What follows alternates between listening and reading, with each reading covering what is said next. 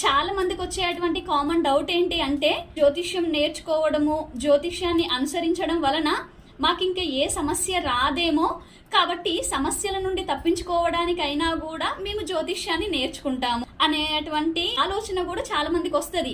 ఎందుకంటే జ్యోతిష్యం నేర్చుకుంటే అన్ని మనకే తెలుస్తాయి కాబట్టి ఏ సమస్య రాకుండా కూడా నివారణలు చేసుకుంటాము. సో ఆస్ట్రాలజర్స్ అందరికీ ఏ సమస్యలు రావు కాబట్టి అటువైపు వెళ్ళడం మంచిది అనే భావంతో వచ్చే వాళ్ళు కూడా ఉంటారండి.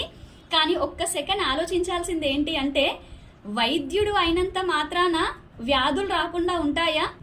ఏ వ్యాధి అయినా అనుకుంటుందా అయ్య బాబో ఈయన వైద్యుడు, ఆయన ఒంట్లోకి నేను చేరొద్దు అనేసి అనుకోదు కదా. వ్యాధికి డాక్టరు అయినా పేషెంట్ అయినా అందరూ ఒకటే, సమస్యకి ఆస్ట్రాలజర్ అయినా కామన్ మ్యాన్ అయినా అందరూ ఒకటే. కర్మ అనేది ప్రతి ఒక్కరికి ఒకే విధంగా పనిచేస్తుంది అనేటువంటి సత్యాన్ని గ్రహించాలి.